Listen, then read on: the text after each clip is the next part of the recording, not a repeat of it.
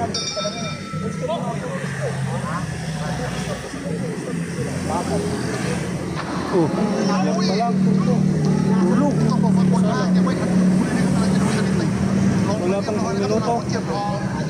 Wala pang isang minuto. Knockout na? Knockout na, job Mel. Job na. Job lang. Job na nga lang ngayon, oh. Job nga lang eh. Mel Valenton Fajardo ang tinaguriang The Silent Assassin ng Pilipinas na tubong San Francisco, Agusan del Sur ng Mindanao. Na ngayon ay 23 years old pa lamang ang batang boksingero na kasalukuyang lumalaban ngayon sa flyweight division. Sa kanyang kartada na 10 wins, 1 loss, 2 draws at ang siyam nga rito ay tinapos niya sa isang knockout na laban. Ang Pinoy na ito mga kaibigan ay nagsimula ng nagpapakilala sa larangan ng boxing kung saan pasok na nga ito ngayon sa pangsiyam na ranking sa kanyang division na pinaglalabanan. Isa na nga ito sa prospect ng Pilipinas ngayon na malaki nga ang pag-asa na maging world champion balang araw. Dahil may lakas talaga itong maipagmalaki ng Pilipinas at hindi nga ito dapat maliitin ang kalaban. Dahil may kalalagyan talaga pag natamaan ka sa bangis na kamao ni Mel Fajardo. Tulad na lang noong March 26, 2022 na hindi nga tumagal sa kamay ni Mel Fajardo ang nooy undefeated na boksingero ng bansang Argentina na si Agustin Moro Goto. Matapos maliitin ang Pinoy ay ginulat nga niya ang mga nanood sa laban. Matapos niyang bugbugin sa ibabaw ng luna ang undefeated na boksingero ng bansang Argentina. Sa kanyang maliitnis na kartada sa kanyang 17 wins at 12 knockout.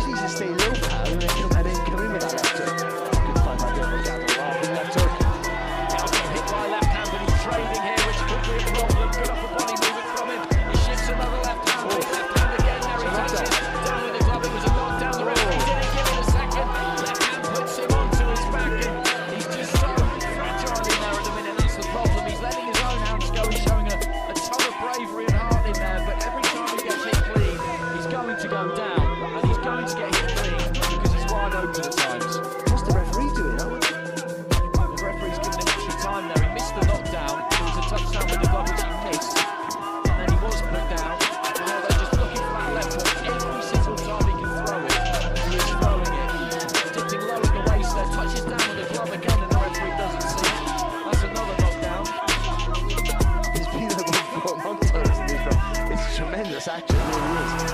It's superb. 1 minute 40. Amazing around two. Shots. The big left hand, and he's taken those two somehow. He's thrown back himself. He goes down to his knees, more than exhausted than anything else. The referee does count him this time. Looking over the Argentinian corner. I don't really know how much more of this I would need to see if I were there. This is a critical stage of his career, 40, 17-0.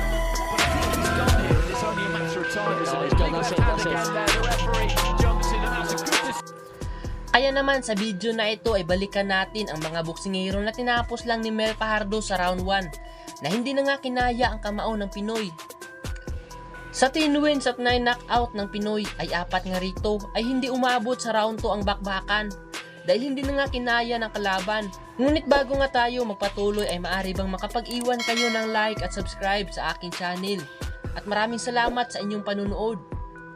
So sa 4 na round 1 knockout ni Mel Fajardo ay mayroon lang tayong 3 mapag-uusapan mga kaibigan dahil wala nga tayong makita na isa sa round 1 knockout ng Pinoy.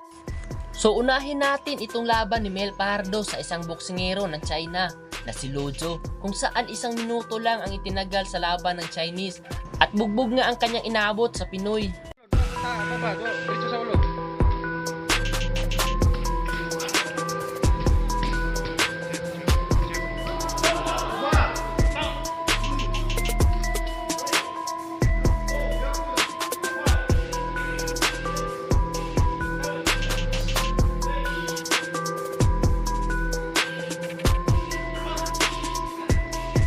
Ulitin mo na.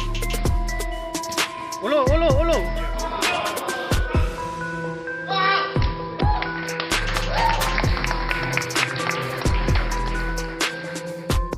At ang sumunod naman ay noong July 30, 2022 laban sa kapwa Pinoy na si Richard Claviras na umabot lang sa 41 segundo ang laban.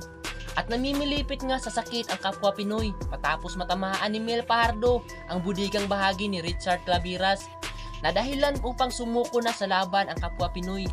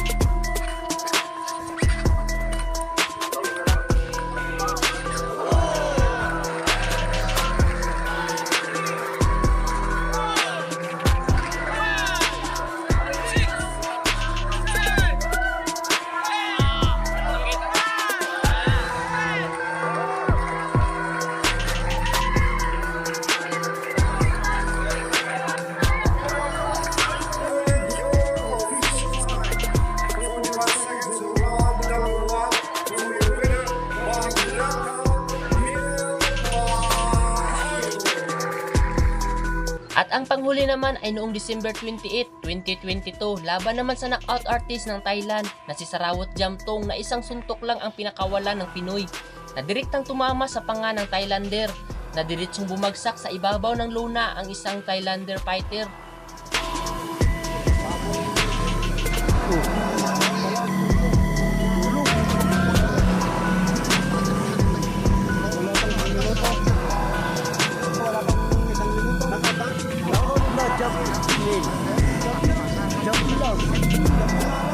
Jog nga lang eh.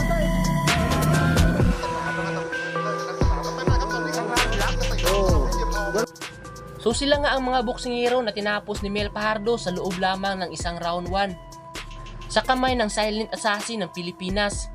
So hanggang dito na lang tayo mga kaibigan at maraming salamat sa inyong panonood. Thailand.